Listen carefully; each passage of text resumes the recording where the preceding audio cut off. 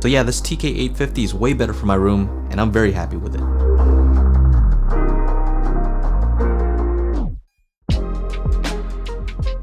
So today we're going to compare the TK850 to the HT3550, also from BenQ.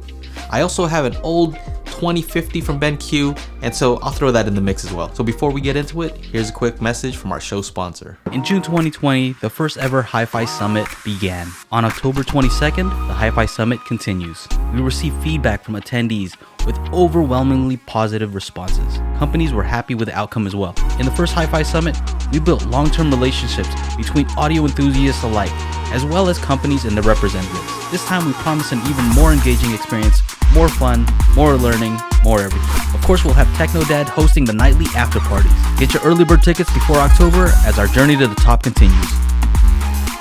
So my first projector was the BenQ HT2050, and at the time it got rave reviews, and so I went and bought one. It wasn't very expensive, it was less than $1,000, and I remember when I set it up, I was just amazed at the picture that I could get from a projector that was, more of the budget line. So I remember one of the reviews said that it was a light cannon, and that is true. It is 2200 lumens, which is very good for something in this price range. And when I upgraded to the BenQ HT3550, that only had 2000 lumens, but I upgraded because it had certain features that the other one did not, specifically 4K pixel shifting 4K, as well as HDR. Now this review is not about those projectors, it's specifically about the TK850, which is 3000 lumens, and so that's a big difference. I noticed a difference going from 2200 to 2000, and now from going from 2000 to 3000, it's a huge difference. So without getting too technical, they're using a different type of color wheel that does have a white section, which allows it to have a brighter picture. But what you sacrifice is color quality. Now for me, it was totally worth the trade-off. I mean, when I look at the picture on both, I can tell that the HT3550 does have more vibrant colors, some of the red, some of the yellows, some of those colors. But to me, it's just, I need the extra brightness. It's no use to me unless I can actually see the picture. A lot of the viewing that we do is during the day, and so it's very important to me. So at the end, I'm going to show you samples from both projectors.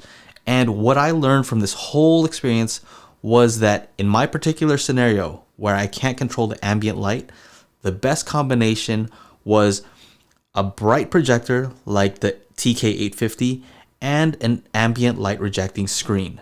So I think that's the best combo if you can't control the light. But if you have a dedicated theater, what you probably want is you want something like the 3550 or maybe their higher end models that give you better color reproduction in a perfectly dark room. So I would combine that with a plain matte white screen, and I think that will give you the best possible image quality in a controlled, dedicated home theater environment. Now, the reason I went with BenQ and why I'm staying with BenQ is that the throw ratio on all of them is the same. So I can easily just mount it where the other one was mounted, and it still works perfectly. So what BenQ is known for is delivering a lot of value for the money. And another thing is having very good colors right out of the box. So you don't have to get it calibrated, although that would be better. But a lot of these projectors, right out of the box, they have very good colors compared to some of the other projectors in this price range. The TK850 is a pixel shifting 4K projector, so it's not 4K, absolute 4K, but I can tell a difference going from 1080 to this one. I wasn't able to tell as much of a difference on the 3550, and I asked somebody who's really an expert in projectors, and I said, why can't I tell a difference when, going up from 1080 to 4K versus when I see on a monitor?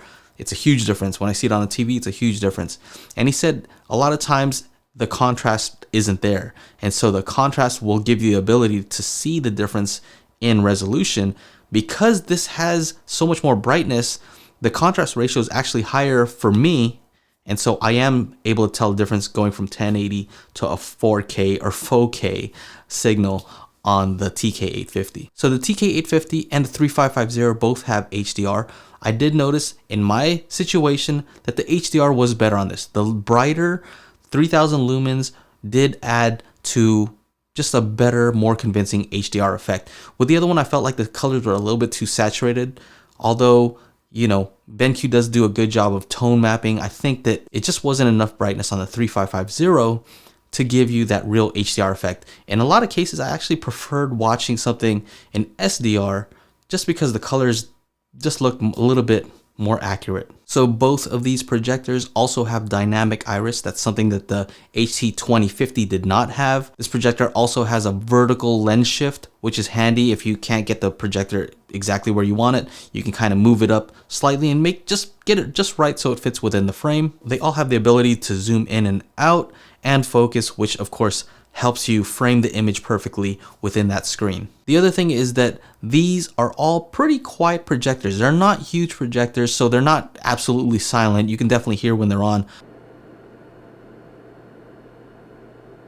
But it's not something that would bother you in most cases, especially if you have a movie or something playing, you're not going to notice the fan sound. So it has two USB ports, one that you can use to upgrade the firmware on this, and another USB to power something like maybe a Chromecast or a Roku or Amazon Fire Stick. The speakers are decent on this, so if you had to use it just by itself, they're okay, but of course, if you have a home theater, use those speakers. The remote control looks identical between this one and the 3550, a little bit different from the 2050, but they're all pretty much the same. They have a backlight. The thing I noticed about the TK850 and the 3550 is that for some reason in my area, I get some interference where it just doesn't register. I thought it was because the 3550 I had was a test model, but this one exhibits the same behavior, and it's weird. I noticed that the way to fix it is to actually block it. I have to kind of block the front. It's very strange. So anyway, those are the things I like, some of the things I don't like, and right now what I'm going to show you is a comparison video with the TK850 and the 3550 side by side on the ALR screen that I'm using from Elite Screens. I'm also going to show you how the 3550 looked on my previous screen, which was a silver ticket matte white screen.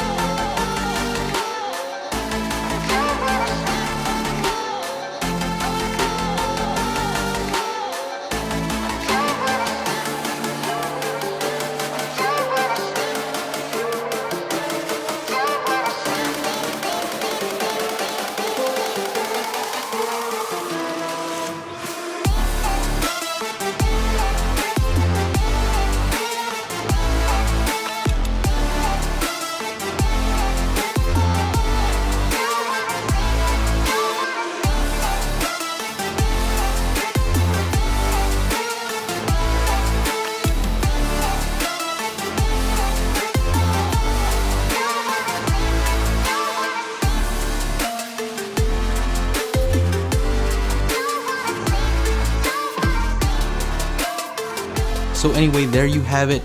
Now you have a better idea of which projector to use and which screen to use in certain scenarios. So this just depends really on how you're using it, what your room is like, And so just keep those things in mind. For me, most of the time I'm just watching YouTube. My kids are just watching stuff on the screen, Netflix, things like that. And so nothing serious. Once in a while we do a movie night where we turn off all the lights, but it's hard right now because we have young kids and they're just, they won't allow that to happen. So anyway, I hope you found that video useful. If you have any questions, leave them in the comments below. If you like the video, make sure to like, subscribe, ring the bell to be notified when I upload new videos. And thank you to my Patreon supporters. Thank you for supporting me and allowing me to do what I love to do here on YouTube. If you're not already a patron, patreon.com/Joe and Tell. Anyway, that's it. Thank you guys for watching. Take care. Bye-bye.